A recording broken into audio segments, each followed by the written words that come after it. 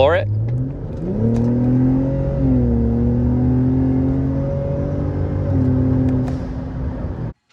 What's up, everybody? Welcome to the Novichenko Whips YouTube channel. Pardon the hair, it's a Monday, and it's been a Monday for sure. Thankfully, beautiful sunny weather. Summer is upon us here in Washington State. June, after all, the years just keep flying by faster and faster. Anyway, we're not gonna reminisce too much today. We are again here with the Ford Raptor Gen 2. I'm putting in some LubeGard in the transmission, pretty much mixing it in with the current transmission fluid. Last video you may have seen, I kind of took a look at my transmission fluid level. I had never done that before. There is a little dipstick in there. And someone that I know that has a similar Raptor uses this stuff when they do their transmission oil change. And I thought I might throw some of this in there. I'm not quite ready for a transmission oil change yet, although I sourced a quart of the Motorcraft Mercon ULEV, ultra low viscosity fluid, transmission fluid. Someone said if you're doing a flush and fill, it can be like 5 to 7, 5 to 8 quarts, because you've got a bunch of fluid in the cooler, in the lines. If you're doing a full new transmission, this 10R80 in the F-150s and the Expeditions, the Raptors, I think it could take like 9 quarts. So I'm gonna buy the kit eventually to have.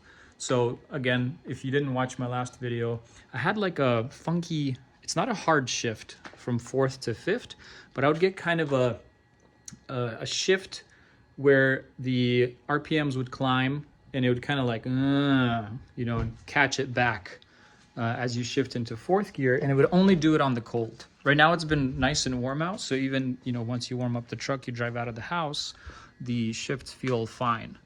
And so I'm not like concerned that something's wrong with my transmission. I'm just trying to be preemptive, like, hey, I don't think it should do that. I know these have problems with like the drum in there and the little Teflon ring and the retainer, and there's like a ring that can slide out of place. I should probably search up the terms, but anyway, I want my transmission to live long and prosper. Peace out, trans. And so it is a Monday after all, so please forgive my goofiness, tiredness and goofiness. And so for what we're doing today, I just want to show people that you can add like a additive to your transmission fluid, and my transmission fluid level is at the maximum, so I'm going to need to use this handy dandy Amazon syringe fluid extractor, which can extract up to 200 cc's or 0.2 quarts. And then, I'm just going to extract some fluid. I'll probably put it in a clear container, just see what it looks like. Should still be red. Last time I looked at the dipstick, it was pretty red.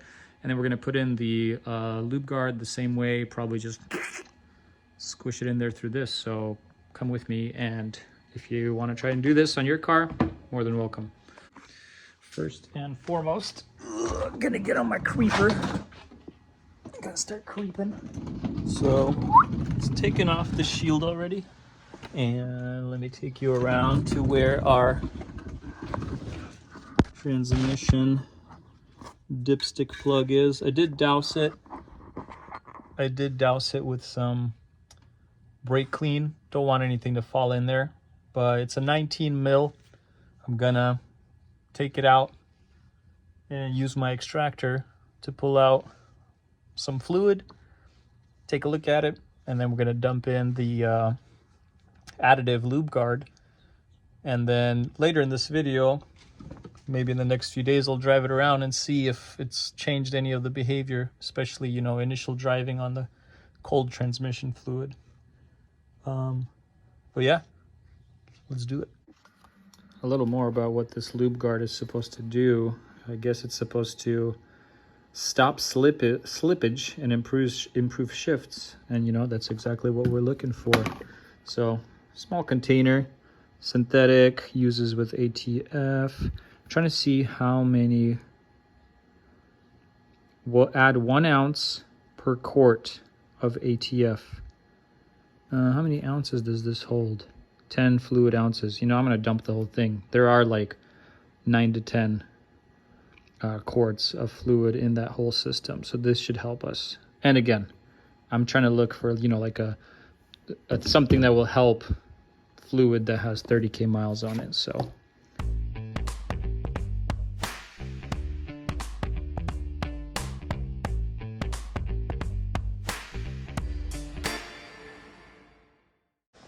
extractor, just gonna very carefully fish it down in there.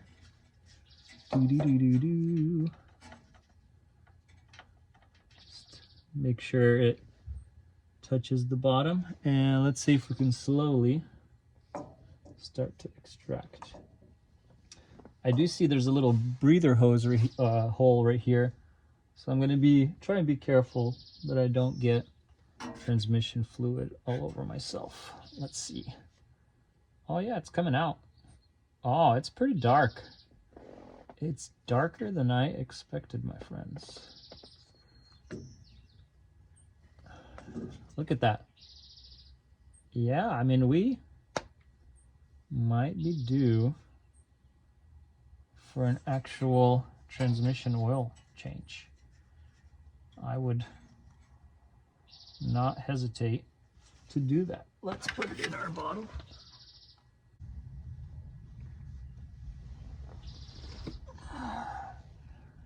So, I mean, it's not extremely dark, but it's used. The fluid is changed color. If we look at some fresh Mercon ULEV, you'll probably definitely see that it's a much redder fluid. The good stuff. Action device.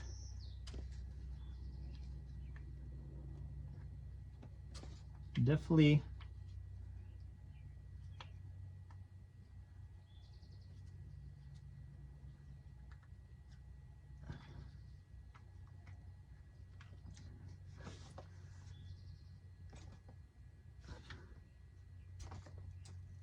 I might have to do it twice since I'm not able to get all the fluid out right away.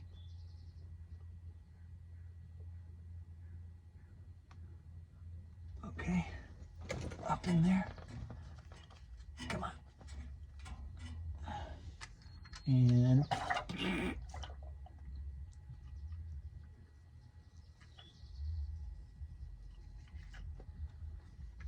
syringe it in there.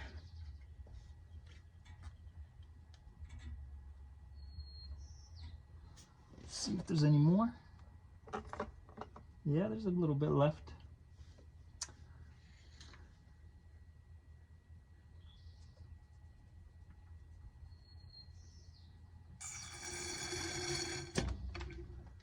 Okay. It's like impossible to not make a mess. Like oil changes, I don't know. Oil changes are interesting, to say the least. So I'm gonna try to use gravity as my friend.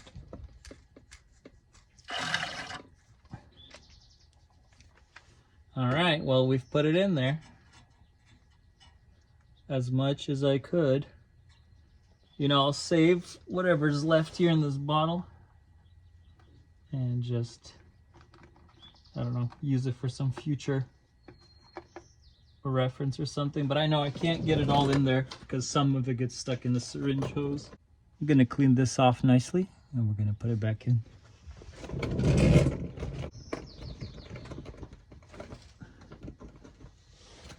Okay, and I'm just gonna be nice and careful to not touch any debris as I slide the dipstick and the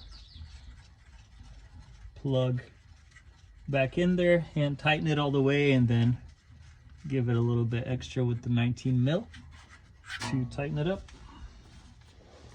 Something you may have been staring at in this video is my Ronin factory drain plug. I like it a lot because you could take this off and the oil won't come out. You need a special keyway, but this is very nice because it's a reusable option compared to like the factory plug. And the factory plug seems so untrustworthy to me. It's plastic, and people said it's not supposed to be multi-use, although people did multi-use it, and I presume the O-ring on it could lose integrity over time. Just gonna wipe away some crud up around here. And so yeah, I'm gonna order the full oil change kit where you have to pull off this plastic pan, change the filter. I'll look to buy an aftermarket pan because it'll actually have a drain plug, like a metal one. And yeah, we'll do a video of that. But for the time being, if you just need to shoot some additive in there, get yourself a extractor syringe and pump it in there. We'll stitch in some driving vids in a couple days. I'll let you know if it's changed how the truck feels. Thanks for tuning in. Comment, subscribe, and tell me that I'm doing everything wrong in the comments. I'm just kidding, don't. I need positive feedback too, you know. Dokey. Gonna tighten her up a little bit. Nothing major, but you know, you don't want it to. All right, what's up everybody? Brand new day, lovely weather. I must say, I would love this midweek weather on the weekends as well, because so far weekends of holidays have been kind of gloomy this year. And then as soon as it's Monday, it's beautiful and sunny, but you got to go to work. And that's actually what we're doing right now. So I have not reset the TCM, but this is the day after we added our LubeGard additive to the transmission, the 10R80 in our 2018 Ford Raptor. And so I usually like to display the gears to see what gear I'm in. And again, that's how I noticed that the shift from 4th to 5th is a little bit sloppy. I don't know if you want to call it full-on slippage, but it just felt on the cold a little sloppy. And so my transmission is cold right now. You can see we just hit 100 degrees. It operates usually at like up to 130, maybe higher. But let's see if it does it right now on the cold. So 3rd gear, 4th, 5th. Yeah, it's fine. And again, I've driven a little bit yesterday, so I've let the additive work in a little bit. I did a couple of heat cycles and whatnot, and so I feel like hopefully it's not placebo effect, but the previous video I did a TCM reset with the Cobb axis port tune. It seems to do better when you do those TCM resets for a while. Some people in the last video said, you know, it's probably just the transmission control module glitching out. This 10R80 transmission, Ford, you know, made it to be extremely dynamic. Like it could skip gears. So instead of going from 3rd to 4th, it'll sometimes in like the non-sport mode, it'll jump to 5th. I believe there are settings in these Cobb TCM tunes to disable the gear skips. And it does feel a little odd sometimes. Like the RPMs will be at like 3K and then it drops, you know, well below 2K or drops too much as what it would feel like. I guess to speak more on the TCM tune, I do like it and the way it behaves. For example, if I were on the OEM tune right now, we'd be in 10th gear. I'm doing really low input. You can see we're in 9th gear right now and we're boosting almost 1.5 PSI. I have really good fuel in the truck right now. It is hot out, but if I had regular pump gas 92 here in Washington, I would be seeing knock events. That's what annoys me about, let's say, the way that manufacturers tune these trucks. They want them to be most efficient. So they will run it in the highest gear possible. So I'm going 54. And so I remember I would go 40 or like 50 and it would be in 10th gear on the OEM tune. And I'm sure the truck was detonating because also the ECM, engine control module, or ECU, tries to give the most aggressive amount of timing, ignition timing, again, for fuel economy. So higher ignition timing at low loads does result in slightly better power, but also better burn, better fuel economy. And so again, it's kind of best of both worlds, that if you don't have good fuel, you'll have detonation, premature wear, God forbid, catastrophic failure to the engine. And so I like monitoring this monitor. I've monitored other parameters before where show how much timing is being pulled per cylinder and stuff. But anyway, the OEM Plus tune from Cobb works really well. It's not crazy aggressive. It does get aggressive when you go in sport mode. There is a Cobb Sport TCM tune. I think it's a little too much for me for daily driving because it kind of wants to go. It almost seems like it's in too low of a gear, you know, so where we were just driving in 9th gear, it would not be, you know, I would expect it to be like in 7th, which is the 1-to-1 gear ratio. It would have been in something like 5th or 6th, and so keeping the RPMs pretty high, even in normal driving mode. If I do flip it to sport mode, you see that the OEM Plus tune does pretty well. Like we're in 6th right now. Let's see if I slowly accelerate to that 54-ish and then just do a very light throttle input. I think it'll stay in 6th, and unless you hit, yeah, there you go. So now 7th, 55. So it's pretty good, like if you want it to do that. And of course, we know if in normal mode, down here on the shifter, there's a tow haul mode. You know, if you ever tow anything, I think what it mostly does is also optimize gear selection. And so it just stays like 1 or 2 gears lower than it would on normal mode, whatever. I've used the tow haul mode while not towing and hauling because I want it to be a gear lower, especially if you're just, let's say, doing a ascent over the pass and you don't want to be in sport mode because sport mode kind of raises the boost and you're like, I'm not trying to, you know, boost it right now and I don't want jerky throttle response. I just want a gear or 2 lower, so I just put in tow haul and it just kind of that being said, I mix a little bit of E85 in my tank and I run the Cobb 93 tune. So again, I see almost no knock, which is great. That's what you want to see. But yeah, LubeGard all the way. So far, so good.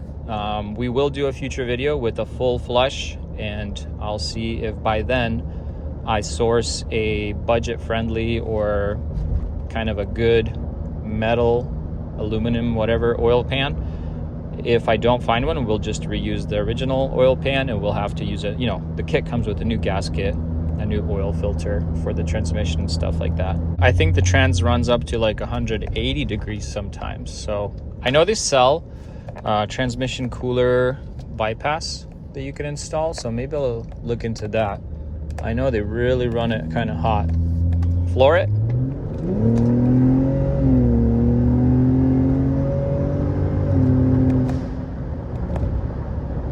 Got to clear the pipes sometimes.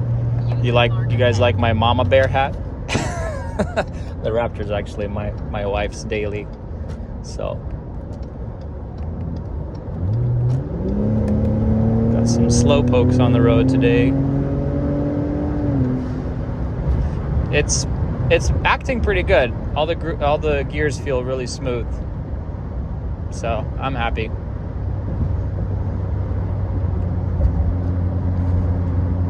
Day in the life of owning a Raptor, right?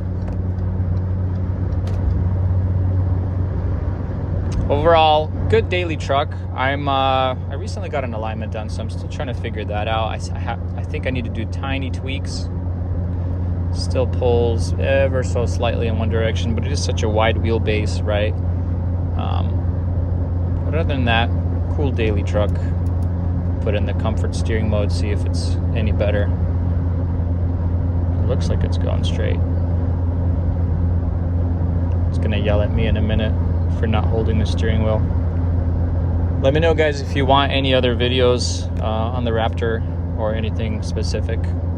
I like driving it, recording it. People love these trucks. Take care.